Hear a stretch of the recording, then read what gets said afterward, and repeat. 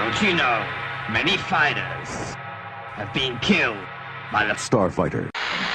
So I recently went to Twitter to ask what some of your guys' most controversial anime and manga opinions were, just in the hopes that I could react to them and do a video about it. I was expecting it to be lighthearted and fun, but I almost got triggered with some of these responses, man. I don't know you guys anymore. I thought I knew you. I don't know anybody anymore. But without further ado, let's just jump right into things. The first tweet comes from someone I thought I respected, but apparently has lost their way. Rogers Base says, Full Metal Alchemist is okay. Okay. Okay? Okay? This is not okay. This is a fucking masterpiece, Rogers Base. It's a fucking masterpiece. You better put some respect on Full Metal Alchemist. I don't even need to say any more. This man's favorite Pokemon is Lickitung. I rest my case. Next tweet comes from Apex Dawn, who writes, Pudding is an awesome character.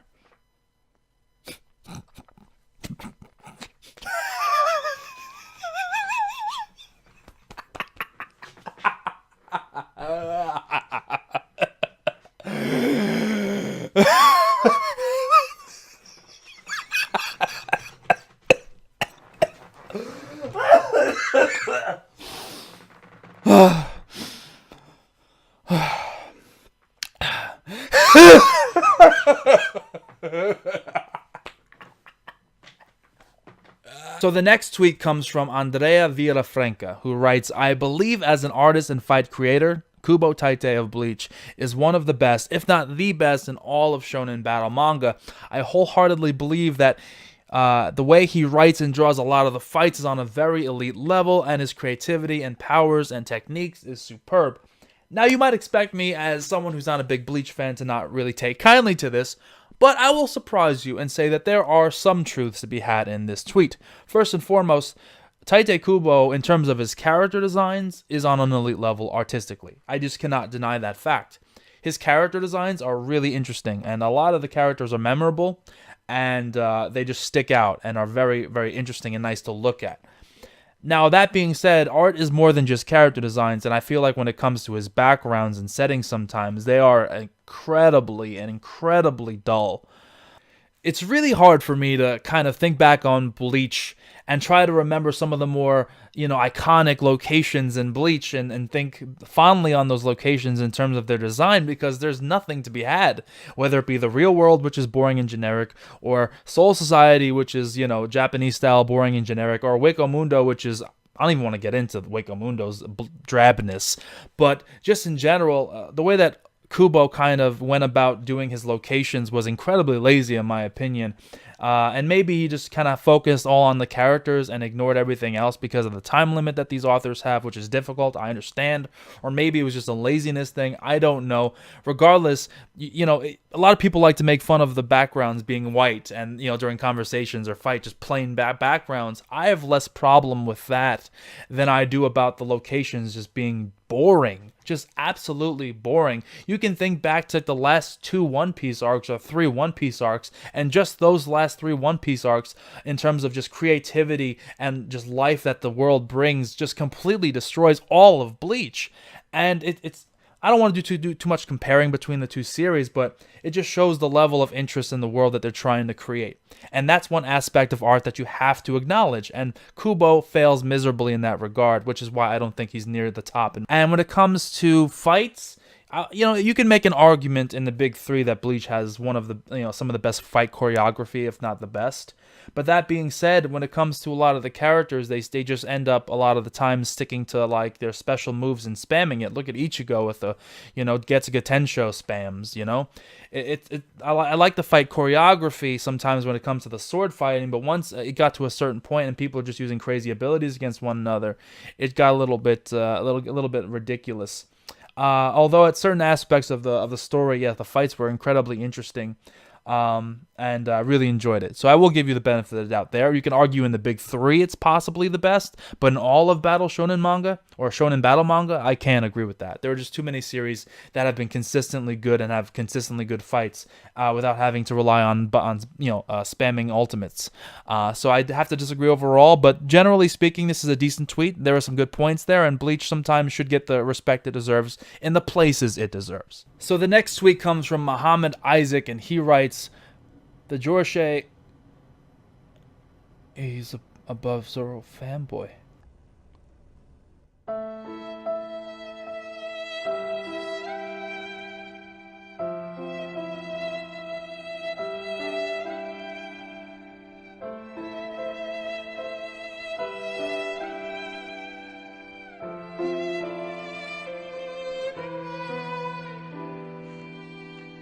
Chris Brown 27 says Hitman Reborn deserves more respect, and I 100% agree with that fact. It is true. Hitman Reborn is great. It deserves a lot of respect. But that being said, I can understand why a lot of people couldn't really get into it, because the first dozen or so episodes are super bad. They are not very good at all. The whole slice of life comedy attempt that was made in the beginning fails miserably for me. For me, at least.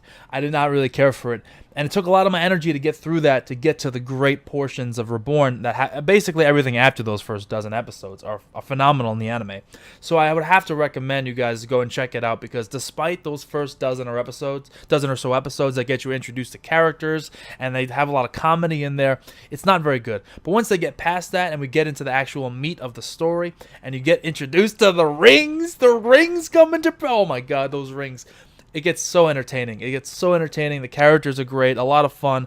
Anyone recommending or looking for a shonen series to really get into, gotta recommend that one. Hitman Reborn. Check it out. So the next tweet comes from a friend of mine, SaiyanZ3, who posted a lot of questions or a lot of controversial opinions, which I can't get to all of them, but I do want to talk about this one in particular. And he says that Billy Bat is Naoki Urasawa's greatest work. And it's really interesting because I just finished Billy Bat, so this is fresh in my mind. And I have to disagree with my friend here. Man, I like Billy Bat a lot. I do. But it's weird with Naoki Urasawa, a little off topic, but I feel like a lot of his works that I've read, they start off really good, and they fall off, and they drag on, and it just kind of loses interest. And I feel like with Billy Bat, it just continues that mold and continues that kind of... that pattern. I just felt like it started off really well. I really enjoyed a lot of the characters that were involved there, the mystery, and some of the questions that I wanted answered towards the end of the story, and things were really progressing well. And the more and more I got into it, and the more and more it went on, I was really, really invested, 100% invested. But after a certain point, some characters die. I don't want to say anything spoilery, but some characters die, and we're kind of left with a new kind of beginning to the story in a way. And while it was still entertaining to a certain degree, it fell off a lot. And as that went on, it just kind of lost a lot of its mojo, in my opinion. And a lot of the questions that I want answered got answered, but in a really kind of lame way.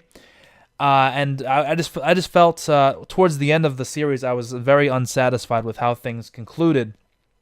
And while that was somewhat similar to 20th Century Boys, my level of interest in 20th Century Boys maintained much higher than Billy Bat throughout. And I feel like the best of 20th Century Boys beats the best of Billy Bat. Although I love Billy Bat and the concept and the time periods and different characters and the different historical figures that were introduced. Oh man, it's crazy how things go in Billy Bat, and I recommend it.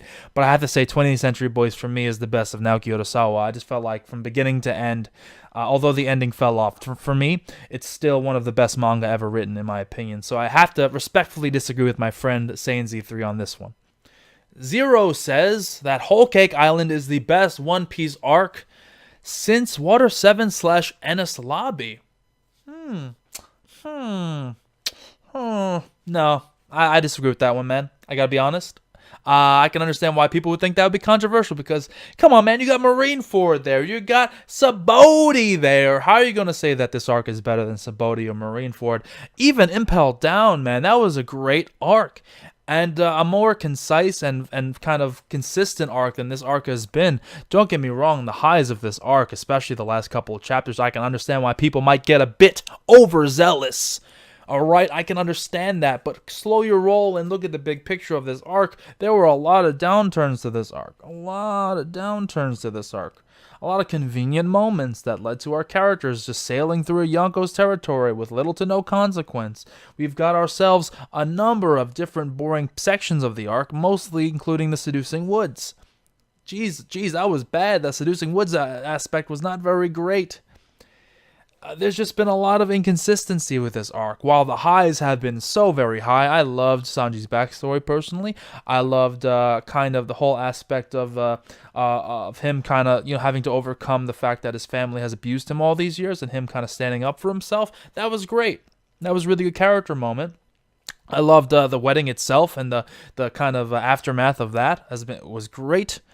Meeting all the new characters, Big News Morgan coming in. I loved all of that, and obviously what's happening now with Katakuri has been fantastic, but, there's been a lot of, involved as well. So I think it's been hit or miss overall, but I don't think, it's better than Sabaody. Sabaody, for me, from beginning to end, is just phenomenal. There's no fat involved.